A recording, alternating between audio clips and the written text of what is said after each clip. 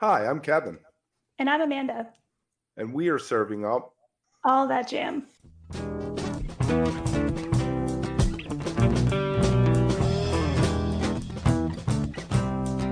All That Jam, Quick Hit. Rachel and Luke on how they approach Sugar Nova. the new album is called what? It's called Halogen. Do you feel like that there are any themes with the lyrical content of it? I'm actually going to go with the word exploration. That's my observation looking back at the lyrics. I don't think there's any real concrete theme, but there's exploration of desire. There's exploration of kind of like spiritual elements. Yeah, yeah. Maybe I'll leave it there. When you're up there and you're doing this live, how do you guys approach it differently than Luke you do with Lotus, or you, Rachel, with your former band Raven Jane? Yeah, it's a totally different. I mean, it's very different than Lotus for me. Lotus, I'm playing a lot of a synthesizer, and we're doing a lot of improv, and kind of going off the cuff a lot. And this is more of like a tight show, so we're kind of focusing on getting everything tight and like performing it in a crisp way. So just focusing on that and focusing on getting the sounds to work together in the live element. Mm-hmm. And actually, from my perspective, so I do a lot of like hired gun singing. I'm just hired in other people's bands over the last handful of years. And for me, like what Luke's doing, what he just described is very, very tight. And there's not much room for it to like go in an unpredictable direction. But that stability, he's actually built in some spaces for me to be a little bit more free to improv more than I get to do in those sort of more like hired gun situations that I'm in most of the time. So as a singer in the live setting on this project, I actually feel like there's this really kind of strong, dependable foundation for me to kind of sail off in a few different directions at certain points in the show. And for me, that's really fun because then I can really be like keyed into the energy in the room and see what people are vibing on. And then like Luke creates some space for me to do that. How important is the energy in the room? Extremely important for me. I mean, I'm not saying I would go out there and like, if people are like super chill, I'm not saying I'd be like, oh, like mopey and not like throw it out there to them. I'm going to give them 110% of what I have, no matter what. But to say that I'm not vibing off of what they're throwing back at us, that would be false. I mean, I really ride that energy that they give back to us. Yeah, we haven't done that many shows yet. We've only done a handful, but the best shows are when the crowd is getting into it and we can kind of feed off of that energy and kind of cycles it upward. There you go. I like that. Have you recorded what you've done playing live? We haven't recorded any of the shows now. Where is the album available? In my basement. No, it's living. The physical copies are living in my basement. But yeah, we sell it on our Bandcamp page, sugarnova.bandcamp.com. That's the best way, I think, to order it from us because Bandcamp treats independent artists really well. And then we bring it to all our shows. So that's a physical copy. And then digitally, also Bandcamp. Yeah, you can stream it everywhere, the normal spots, Spotify, Apple Music, everywhere. But yeah, we did press it to vinyl. So for all the vinyl heads out there, it's nice to get the full, the full 12-inch. Very nice. Do you have a vision for how your music should be visually represented? I saw one video you had a mask of some kind on, Luke.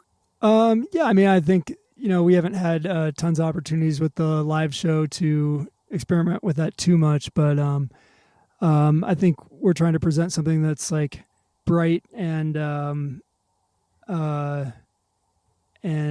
of dreamy. So I feel like,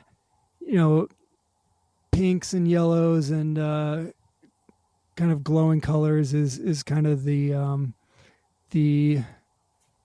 ideal. Hopefully, at some point we'll be able to play around with some, maybe like bespoke costume stuff or more like set design things. Mm-hmm. Yeah, we wanted Sugar Nova to, like, I think Sugar Nova has like a sheen on it or a polish.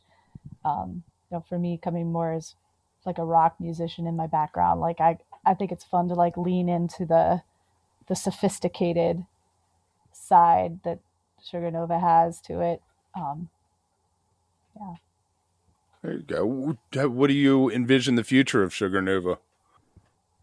Yeah, I'm not totally sure. I mean, it'd be nice, like I said, for the set design to have some sort of more visually encompassing element, be it lights or set design stuff. And we're starting to work on the second record, so we'll see where that ends up. But I feel like after doing Halogen, kind of have more of a handle on what sounds are more successful and what sounds are less successful, and kind of want to focus that down and amp up the good parts and kind of take it to the next level.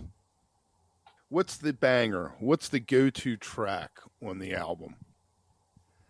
I think Semi Higher is that's like what we've been using at the end of our sets. It's kind of like a disco track. That one's got a little bit more of a high energy feel to it. Some of the other ones are a little bit more on the chill side, but on the album, Semi Higher is kind of the banger, I think. Mm-hmm. Yeah, I agree. Who is writing the set list? Are you guys collaborating on it? Yes. No, that's Luke's terrain. I've seen enough Lotus shows to know that he's very good at kind of curating the mood. And I mean I build set lists on other projects, but not when I'm working with Luke. He's very good at it. Do you have spreadsheets? How do you keep track?